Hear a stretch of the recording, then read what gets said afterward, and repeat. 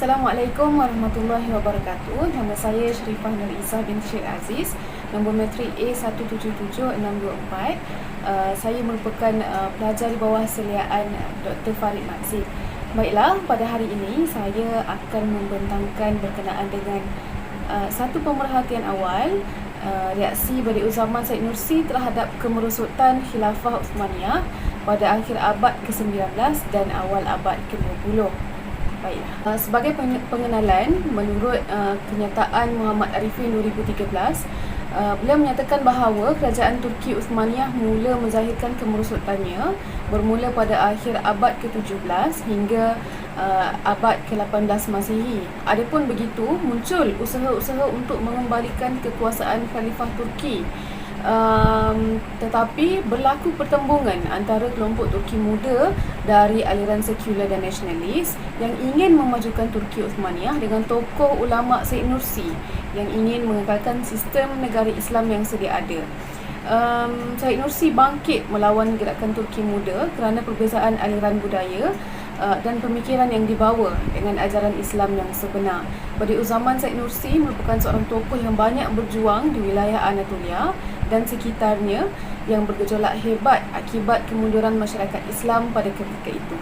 Objektif kajian saya adalah untuk mengkaji reaksi ulama Badi'u Zaman Said Nursi berkenaan dengan kemerosotan Khilafah Uthmaniyah di Turki. Selain itu, saya ingin meneliti penglibatan Badi'u Zaman Said Nursi dalam mempertahankan Khilafah Uthmaniyah yang semakin jauh. Berdasarkan kajian dapatan, kemerosotan pemerintahan Turki Uthmaniyah bermula pada era pemerintahan Sultan Abdul Hamid II, di mana baginda telah melantik golongan berpendidikan barat sebagai menteri-menteri dalam kerajaan. Akibatnya, golongan ini telah memasukkan agenda pembaratan ke dalam pemerintahan. Salah satu tindakan yang dikatakan berani di mana mereka telah membentuk satu sistem perlembagaan baru, iaitu sistem raja berperlembagaan, di mana sultan tidak lagi berkuasa mutlak dan setiap tindakan sultan adalah tertakluk kepada undang-undang. Seterusnya ialah gerakan Uthmani Muda. Gerakan ini merupakan golongan yang menerima pendidikan daripada barat. Mereka bertanggungjawab mengubah corak politik Turki melalui era Tanzimat pada tahun 1839 hingga 1871 Masihi. Pada era Tanzimat ini, Uthmani Muda mengambil peluang untuk mengubah sistem pemerintahan Turki daripada sistem khilafah kepada sistem raja berperlembagaan dan demokrasi berparlimen. Uthmani telah membentuk sebuah suruhanjaya untuk menggubal undang-undang baru, iaitu dua dewan rakyat, dua dewan yang utama, iaitu Dewan Rakyat dan Dewan Negara, bagi membincangkan isu negara. Walau bagaimanapun, Sultan Abdul Hamid II tidak berkenan. Beliau membubarkan kedua-dua dewan tersebut, dan ahli gerakan Uthmani Muda ada yang ditangkap dan ada yang sempat melarikan diri. Baiklah, gerakan Turki Muda. Gerakan Turki Muda ditubuhkan pada tahun 1889 oleh ahli-ahli Uthmani Muda yang melarikan diri. Gerakan Turki Muda ni sangat bercita-cita untuk membentuk sebuah sistem pentadbiran pemerintahan yang berasaskan parlimen.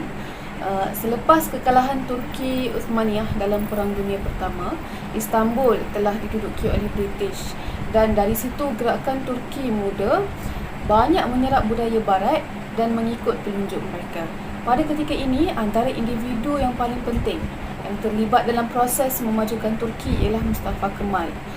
Dan pada tahun 1923 Masihi, Mustafa Kemal melalui parti CUP, Parti Committee of Union and Progress, telah dilantik menjadi Presiden Turki yang pertama. Ketika itu, Turki tidak lagi berdiri di atas semangat agama. Sebaliknya, semangat nasionalisme yang dipupuk oleh gerakan Turki Muda. Setelah itu, lebih tepat lagi pada tahun 1924, sistem khilafah dimansuhkan sepenuhnya dan banyak larangan dikenakan ke atas mereka, iaitu umat Islam yang melaksanakan syariat Islam. Okey, baiklah, kita masuk kepada reaksi Said Nursi terhadap kemerosotan Khilafah Uthmaniyah. Pertamanya ialah cadangan penubuhan Universiti Az-Zahra. Cadangan penubuhan Universiti Az-Zahra ini telah diusulkan sendiri oleh Said Nursi pada penghujung tahun 1899, di mana beliau mengambil keputusan tersebut kerana menyedari akan masalah sosial seperti kejahilan, itu jahil dalam bab agama, kemunduran dari sudut ekonomi dan juga masalah sosiopolitik yang berlaku dalam masyarakat Turki. Universiti Az-Zahra ialah idea asal Said Nursi, di mana beliau menggagaskan satu gagasan baru yang menggabungkan ilmu agama dan ilmu sains moden dalam sebuah disiplin ilmu. Pada tahun 1907, Said Nursi datang ke Istanbul bagi mendapatkan sokongan Sultan untuk menubuhkan Universiti Az-Zahra. Beliau berjaya mendapatkan dana untuk menubuhkan universiti tersebut, namun berhenti di tengah jalan kerana berlaku pergolakan politik antara gerakan Turki Muda dengan Sultan Abdul Hamid II. Penglibatan Nursi dalam Committee of Union and Progress, iaitu CUP. Nursi merupakan seorang ahli CUP walaupun beliau sendiri tidak menyukai pembawaan parti CUP.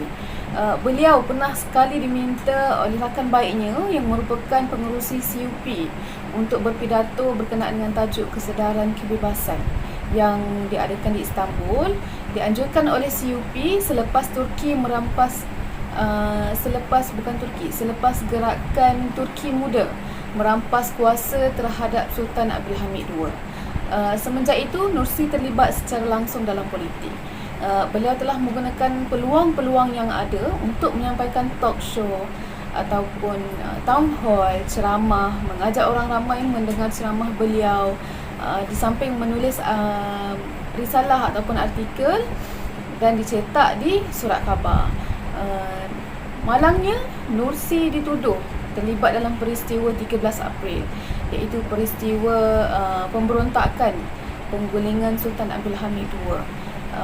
Kerana penglibatan Nursi dalam sebuah pertubuhan yang dikatakan menjadi dalang kepada peristiwa tersebut. Mereka yang tertuduh ditangkap, ada yang dibuang negeri dan ada juga yang digantung. Walau bagaimanapun, Said Nursi berjaya mempertahankan diri dan akhirnya beliau dibebaskan. Seterusnya ialah penglibatan dalam Darul Himmatil Islami.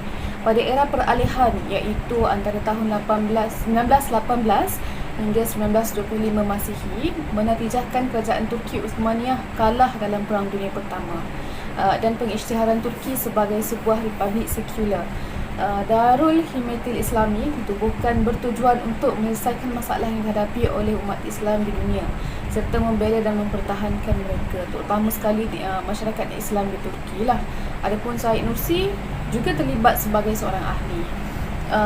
Cawangan pertubuhan ini diwujudkan di seluruh negara di Turki dengan harapan mampu menyebarkan risalah amar ma'ruf nahi munkar agar sampai ke tangan masyarakat.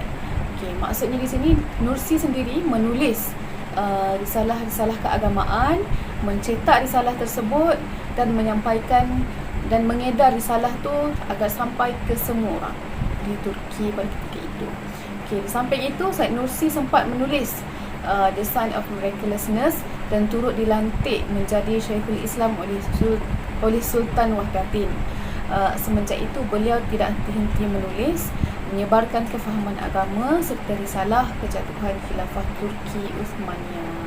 Baiklah, sebagai kesimpulan, pemerintahan Khalifah Turki Uthmaniyah menunjukkan tanda-tanda kemerosotan, tanda-tanda kejatuhan pada tahun 1876 hingga 1922 Masihi.